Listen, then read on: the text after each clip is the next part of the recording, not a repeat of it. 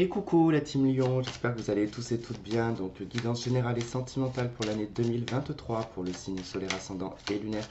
N'oubliez pas que c'est général, ça ne peut pas résonner avec tout le monde, donc prenez que ce qui résonne. Et surtout, c'est une année qui n'a pas commencé, donc effectivement, il y aura des choses qui ne vont pas vous parler. D'où le fait que je reposterai cette vidéo au courant de l'année, enfin, voire plusieurs fois dans l'année, pour faire une petite piqûre de rappel. Allez, pour les lions, l'année 2023.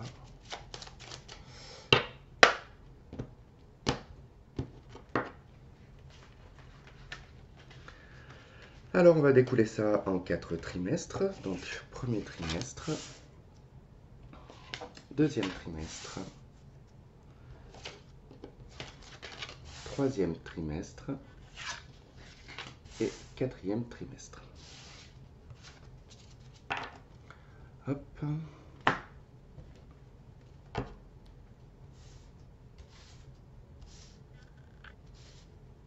Non, c'est plutôt dans ce sens-là. Je me disais, je voyais bien que dans l'écran, il y avait un endroit qu'on ne voyait pas. Donc, c'est ce côté. Voilà. Hop. Bon, ça va falloir que je le décale.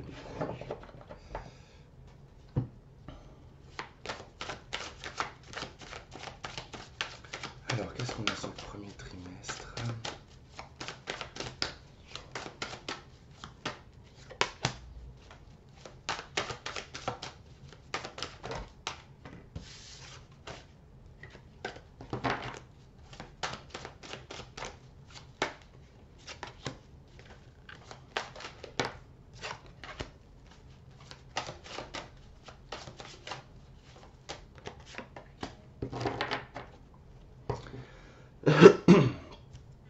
Allez, donc on y va, c'est parti. Alors, vous avez le pape sur le premier trimestre accompagné de tempérance. Alors, au début d'année, plutôt assez paisible, on est plutôt sur des cartes de passivité, il n'y a pas vraiment trop d'action. Le pape ici, ça nous parle de valeurs, ça nous parle d'autorité morale, ça nous parle aussi de spiritualité, de retrouver la foi. Avec tempérance, on retrouve une forme de fluidité dans nos échanges, dans les contacts qu'on peut avoir. Et surtout, le pape et tempérance ici peut montrer, comment dire, ça peut représenter un thérapeute, d'accord, un médiateur, un thérapeute, en tout cas quelqu'un qui travaille un peu dans la psychologie, dans l'aide à la personne, d'accord. Donc il se peut que pour certains d'entre vous, vous entamez en début d'année ici, peut-être un emploi de thérapeute. Vous pouvez aussi également voir un thérapeute, c'est possible, mais sinon dans quelque chose de beaucoup plus global. Ici, on retrouve une forme d'aisance en termes de communication et on devient beaucoup plus sage, on est beaucoup plus apaisé. Euh, on a même en tout cas intégré certaines choses avec le pape, une certaine maturité, des connaissances qui font que on arrive à être beaucoup plus tolérant, à être beaucoup plus dans l'acceptation de certaines choses. Alors, elle est accompagnée de la carte du chariot, donc on a une autre arcane majeure, donc ça nous parle d'être déterminé, d'être motivé, mais ça nous parle aussi d'un succès au niveau professionnel. Donc il se peut qu'en début d'année, vous allez démarrer, pas forcément une nouvelle activité, peut-être que votre activité elle s'était ralentie, si vous étiez par exemple thérapeute, ou si vous étiez à votre compte, que vous étiez dans l'aide à la personne, parce que ça peut aussi représenter des médecins, enfin des médecins, le corps médical. Et il se peut que vraiment qu'en ce début d'année, il y a une accélération, il y a quelque chose qui démarre. En tout cas, ça vous parle de succès avec le chariot. Et ça vous parle aussi d'une motivation. Donc on retrouve une motivation, on retrouve une détermination. Vous êtes, on va dire, le maître en tout cas des rênes de votre vie. Donc c'est à vous aussi de mettre en place certaines choses. Et vous allez être disposé. Dans ce premier trimestre, vous serez disposé en tout cas, vous allez être suffisamment serein pour prendre des décisions, pour trouver des solutions avec tempérance. Et on vous parle ici de méditation. J'allais dire médiation, je ne sais pas pourquoi, mais il y a quelque chose peut-être avec la médiation. Il y a peut-être quelque chose comme ça. Méditation, alors là, on peut parler aussi effectivement de, toujours dans ce processus un petit peu de thérapeute. Ça peut être aussi là, en ce début d'année, vous pouvez décider de voir quelqu'un qui peut faire de l'hypnose ou du développement personnel, et ça va vous aider en tout cas à avancer dans votre vie. Avec le chariot, c'est quelque chose qui va vous permettre d'avancer et d'accélérer. La carte de la méditation, ici, elle va parler aussi d'être dans une sérénité, d'être dans cette action-là, dans ce que vous allez faire, va vous permettre ici de pouvoir faire les choses sereinement. d'accord? Et puis on vous parle aussi avec la méditation de réflexion, hein, de réfléchir convenablement à la situation. Alors c'est particulier parce que là on a des cartes qui n'exposent pas, on va dire, un sujet ou enfin, un domaine particulier, parce que là ça peut vraiment être dans tous les domaines possibles. Euh, En tout cas, j'ai l'impression qu'aussi que pour certains, euh, il se peut que vous rentriez dans une religion, ou que vous rentriez dans une spiritualité, hein, telle qu'elle. Mais en tout cas, c'est quelque chose de bon pour vous. Allez, le deuxième trimestre, bah, le chariot. Hop. Et le pendu. Bon, deuxième trimestre, vous allez être freiné. D'accord? Dans ce mouvement, dans cette accélération, on voit que sur le premier trimestre, vous avez le chariot qui vous permet d'avancer, de mettre des actions en place. Mais sur le deuxième trimestre, vous allez vous stopper, vous allez vous arrêter. Alors soit par un événement extérieur, soit par votre propre volonté, parce que vous allez vous dire, ok, pour moi, ça va trop vite. Donc, j'ai besoin de prendre du recul et d'observer la situation telle qu'elle est pour savoir où je vais.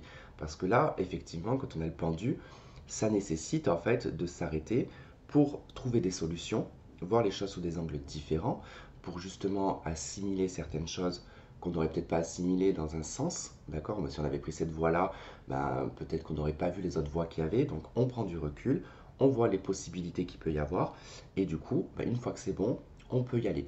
Mais pour le coup, sur le deuxième trimestre, vous allez être freiné. Si c'est par l'extérieur, ben, ça sera un événement extérieur qui va vous bloquer. Pour certains, effectivement, on peut ici parler, par exemple, en début de trimestre, que vous décidez de passer votre permis, par exemple, hein, d'être dans une auto-école, et que bah, sur le deuxième trimestre, en fait, eh ben, bon, il se peut que pour certains, bah, effectivement, vous loupiez votre permis, c'est possible. Pour d'autres, c'est peut-être parce qu'il n'y a pas de place ou de possibilité sur le deuxième trimestre de pouvoir passer son permis. Bon, c'est une parenthèse, hein, c'est pas pour tout le monde que ça parlera. Il se peut que pour certains d'entre vous, vous soyez bloqué parce que vous n'avez pas de véhicule également. Il peut y avoir un blocage par les autorités. Donc ici, le chariot peut représenter les gendarmes, la police. Donc il peut y avoir effectivement hein, une arrestation sur la route qui fait que on peut vous suspendre votre permis. Donc soyez vigilants quand même les lions. Hein, c'est pas, prenez bien en compte ce message. Je sais que ça ne va pas résonner pour tout le monde, mais voilà, soyez vigilants parce que il se peut ici qu'on vous fasse suspendre le permis. Vous avez la 4 de denier. Donc, il peut être question de moyens financiers, d'accord? Il se peut que vous soyez dans une dynamique où il y a des déplacements, d'accord? Mais sur ce deuxième trimestre, vous manquez de moyens. Vous manquez en tout cas de sous pour pouvoir vous déplacer. Donc peut-être que ça va être lié à... Peut-être que vous avez un petit salaire et que dans ces déplacements-là, effectivement, quand vous faites le calcul avec l'essence, c'est pas possible. Du coup, ça vous met un petit peu plus dans le mal. Euh, En tout cas, il est question de finances avec la 4 de denier, c'est-à-dire qu'il va falloir faire des économies, ne pas trop dépenser. Donc il va falloir s'économiser énergétiquement aussi. Et puis, quand je vois quand même le pendu et la 4 de denier, j'ai l'impression que dans cette accélération, dans cette action, vous allez à un moment donné vous arrêter parce que peut-être ça ne va pas aller, peut-être que c'est trop pour vous, peut-être que ça va trop vite. Et vous avez besoin de vous économiser, vous avez besoin de vous mettre en retrait. On a la naissance, donc effectivement, il y a un besoin de se retrouver dans sa bulle, il y a un besoin de, ouais, d'être dans l'isolement. Alors, c'est pas un isolement négatif parce que là, pour le coup, il est choisi parce que vous allez peut-être prévoir ici un projet. Vous avez peut-être quelque chose en tête hein, avec le pendu. Vous allez peut-être décider de développer quelque chose et vous allez essayer de trouver des solutions par rapport au pécunier, par rapport à l'argent. Donc, vous savez que ça va prendre du temps. Bon, vous êtes lion, hein, le temps pour vous, c'est pas quelque chose, enfin les signes de feu n'aiment pas trop, voilà, que ça prenne du temps. Donc on aime bien que ça aille assez vite. Mais là pour le coup, voilà, il va falloir attendre. Alors, sur le troisième trimestre, nous avons l'ermite et nous avons le jugement. Ok, donc vous attendez une décision en fait. Hein. C'est marrant parce que du coup, on voit que tout au départ, il y a quelque chose quand même de positif, de serein, de sain. Ça commence à démarrer. On voit qu'il y a une pause avec le pendu, puis l'ermite en fait aussi qui vous oblige. Alors le pendu hein, qui vous oblige à prendre du recul, et l'ermite qui vous oblige à réfléchir, qui vous oblige en fait à faire une quête. Alors pas forcément une quête, hein, mais c'est-à-dire que l'ermite en fait il va chercher les réponses. Il va éclairer avec sa petite lanterne les endroits sombres de ce qu'il ne comprend pas, d'accord, dans sa vie. Donc il va aller éclairer ces endroits-là pour essayer de les comprendre. Et avec le jugement, c'est pour revenir. Alors revenir à où? Peut-être que là, il y a un arrêt de travail, peut-être qu'on arrête de travailler, du coup qu'on essaye de réfléchir. En tout cas, on va revenir sur le sujet, d'accord, avec le jugement, on revient dessus, sur cette réflexion de l'ermite, pour se réinventer, pour sortir de la situation dans laquelle on est, pour sortir de l'isolement. Le jugement, c'est des choses aussi qui reviennent du passé, qui sont à traiter. Alors, de quoi est-ce que ça accompagné? Ça accompagné du 9 de denier. Ça vous parle ici de vos finances. Alors, il y a quelque chose, effectivement, qui revient, qui est plutôt financier et matériel sur le troisième trimestre. Là, on fait des économies. Le pendu peut aussi représenter ici le fait de ne pas trop s'étendre, d'accord? C'est-à-dire que c'est pas forcément qu'il y a un arrêt dans le travail ou quoi que ce soit, mais il se peut que ce soit le fait de ne plus dépenser, d'accord? Alors plus dépenser, attention, payez vos factures, mais voilà, il va être question de ne plus faire de dépenses euh, inutiles, ou alors du moins des dépenses qui étaient comme ça peut-être un petit peu quotidiennes. Alors on va prendre un exemple, hein. Peut-être que quand vous travaillez le midi, vous allez vous acheter quelque chose à manger, au lieu de le préparer, du coup c'est vrai que là vous risquez de plus préparer à manger que d'aller vous y acheter parce qu'il va falloir faire des économies. Donc tout ça en fait peut avoir un lien avec le financier parce qu'ici avec la 9 de denier, on récupère une indépendance financière et on a une meilleure abondance. Donc pour moi le troisième trimestre, l'argent revient et en meilleure santé.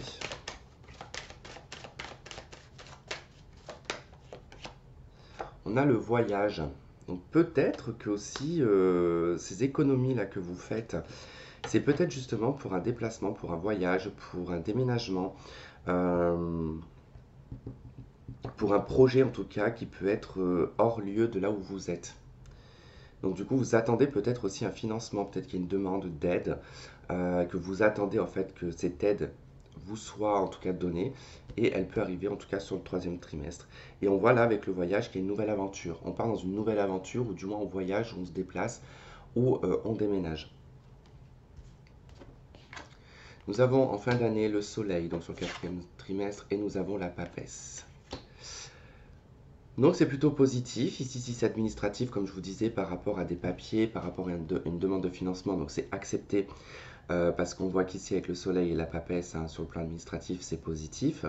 On vous parle aussi également de certains secrets, de certaines choses qui n'ont pas été dites, qu'on a gardées pour soi. C'est pas des secrets, attention, monstrueux, hein, ça peut être juste le projet qu'on a gardé en secret et que là on va montrer aux yeux des gens, d'accord, hein. On va sortir de cette chapelle, hein, de là où est la papesse, pour en tout cas être mis en lumière. C'est positif, donc comme je vous disais sur le plan administratif, ça peut être aussi une formation, d'accord? Si ça nous parle de connaissances, de savoir, d'études, donc il peut y avoir en tout cas une formation pour vous sur la fin d'année, et c'est peut-être aussi ce que vous demandez, hein. C'est peut-être ça ce déplacement, en tout cas le financement pour une formation, c'est possible. Et vous avez la 2 d'épée. Donc ça vous semble en fait, dans cette fin d'année, en fait cette positivité, hein, qui arrive avec le soleil et la papesse, va vous troubler quelque peu avec la 2 d'épée parce que vous n'allez pas forcément y croire sur le coup. Euh, alors oui, ça va être positif, mais vous ne savez pas en fait où vous allez aller. C'est surtout ça. Donc il se peut que ce soit un examen, un diplôme, quelque chose en tout cas que vous obtenez. Et que du coup, à la suite de ça, vous ne savez pas ce que vous allez en faire. Voilà, sur cette fin d'année, vous allez pas. Après, pour moi, ça me semble tout à fait logique. On est sur la fin d'année. Donc du coup, sur cette fin d'année, ok, vous avez entamé l'année entière et vous ne savez pas ce que vous allez faire en 2024, par exemple. Là, vous allez être embrouillé entre le mental, l'intuition, l'émotion, donc tout va s'embrouiller et vous n'allez pas réussir à être lucide. Et on a la carte de la bénédiction, hein. On vous dit que c'est positif, hein. C'est normal que vous allez avoir des doutes. Normal que vous allez avoir des doutes parce que quand on voit à quel point c'est positif sur la fin d'année, effectivement, vous allez vous dire, il y a anguille sous roche. Et quelque chose va me tomber sur le coin du nez. Alors que ce n'est pas le cas. D'accord? On vous dit que là, c'est vraiment bénéfique pour vous. C'est une bonne chose. Allez, on va passer au secteur sentimental.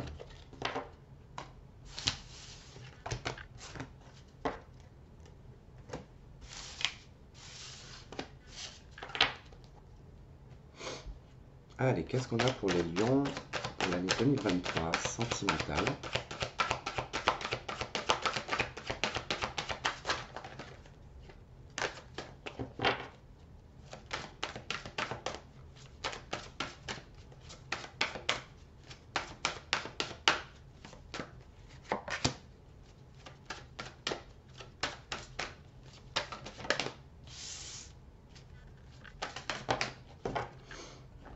Allez, on a attiré votre âme sœur, on a passion et nous avons enfant. Alors bon, il se peut, hein, donc là il peut y avoir plusieurs interprétations, il se peut ici que vous soyez un petit peu dans un mood, un petit peu d'adolescent, un petit peu frivole, infantile, vous voyez, parce qu'on a la passion, on a l'enfant, attirer votre âme sœur, donc on se met un petit peu dans un mood de flirt, d'accord, un petit peu maladroit, enfantin, enfin voilà. On va pas jouer forcément un rôle, mais ça va être un petit rôle, voilà, qu'on va se donner, une petite image qu'on va se donner. Pour d'autres ici, bon, effectivement, votre vie elle est influencée par les enfants et il est peut-être difficile pour vous de rencontrer quelqu'un. Il est peut-être difficile, voilà, de faire la part des choses avec les enfants, enfin la vie de famille et votre vie sentimentale. Donc c'est vrai qu'on voit qu'ici qu'il y a des passions sur l'année 2023, donc vous allez vivre certaines passions.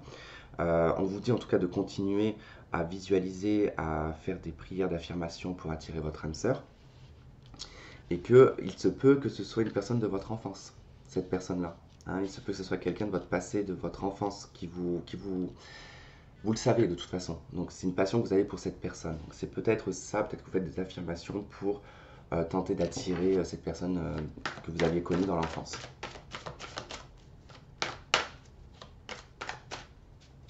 Puis surtout pour certaines et certains, vous retrouvez en fait une certaine innocence dans la vie affective.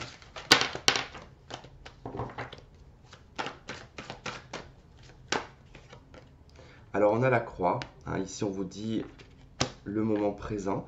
Donc c'est vrai que actuellement ici vous êtes dans les affirmations d'attirer votre âme sœur, mais c'est un petit peu comme si vous portiez votre croix, d'accord?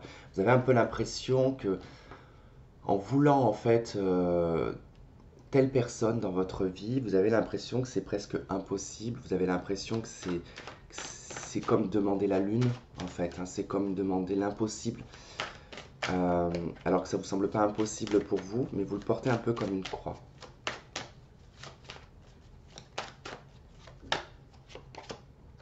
Vous avez les nuages.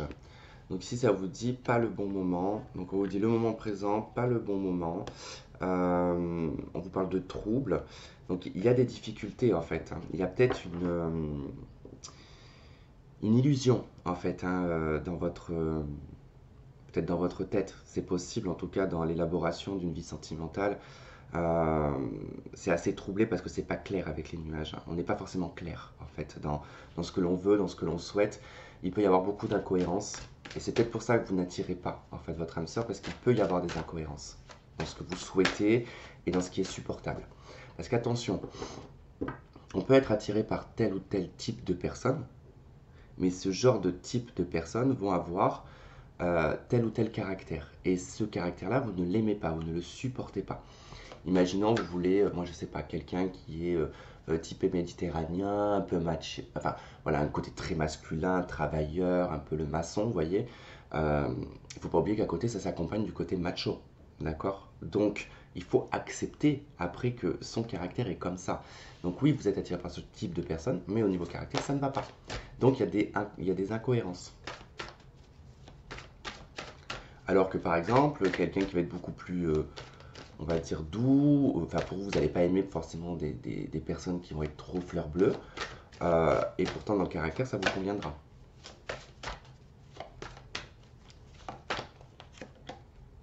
On a le pacte. C'est marrant parce que du coup, j'ai l'impression qu'il y a eu comme un pacte qui a été fait dans l'enfance avec une personne et que du coup, alors peut-être que c'est un ami ou une amie que vous vous êtes dit, bon bah écoute, si à tel âge ou à tel âge on est toujours seul, on se marie ensemble ou on vit ensemble, on fait ce genre de choses, vous voyez. Ça peut être possible.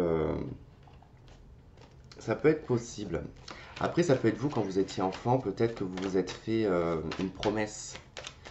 Euh, une promesse dans le sens de je désire telle ou telle vie, je ferai ça et ça, et puis peut-être que vous vous rendez compte aujourd'hui que bah, de toute façon on est tous comme ça, hein, on a tous eu des rêves enfants, et puis bah, on se rend compte que en grandissant, c'est très difficile. Alors, on a relation, alors stable avec la famille et l'amour éphémère. Donc, j'ai l'impression que ouais, vous avez du mal à trouver une stabilité dans votre vie sentimentale. Vous tombez souvent dans des relations qui sont éphémères, qui sont passagères. Donc, du coup, vous avez un peu du mal à trouver cette stabilité sentimentale. Ok, donc on a l'attraction, l'alchimie. Ah, on a la consultante, le masque et on a la pause. Bon, euh, je vous disais, il y a quelque chose dans lequel on se voile un peu la face, d'accord? En fait, on cherche ici, c'est ça en fait, cette incohérence. Vous cherchez une forme d'attraction, une forme d'alchimie, en fait. Mais attention, parce que tout ce qui est passionnel n'est pas forcément quelque chose qui dure. C'est comme les bonnes choses. Toutes les bonnes choses de la vie ne durent pas. Et c'est souvent comme ça. Un aliment, un plat qu'on n'aime pas, bah, on va manger deux, trois bouchées, on va mettre du cellophane, on va le remettre au frigo, et puis rebelote, et puis voilà. Un plat qu'on va bien aimer, on va le dégommer, on va le manger en même pas 2 minutes, et puis c'est fini, il n'y a plus rien. Donc c'est un peu ça en fait. On a liaison secrète et secret. Donc ici, on est probablement peut-être attiré par quelqu'un qui n'est pas accessible, ou on tombe peut-être souvent dans des relations triangulaires, sur des personnes qui vous cachent des choses, qui ne vous disent pas la vérité sur leur vie. On vous parle de oui, en tout cas avec le pacte, et d'un message reçu. On a le soleil et le succès. Alors j'ai plutôt l'impression, pour vous les lions, ça sera plus en fin d'année, au niveau sentimental, que ça va se débloquer. D'accord? Il y a un déblocage, il y a du renouveau, il y a de la communication, il y a des échanges, on fait un pacte avec quelqu'un, en tout cas, on s'engage. Pour moi, il y a un engagement qui va se faire, mais plutôt sur la fin d'année.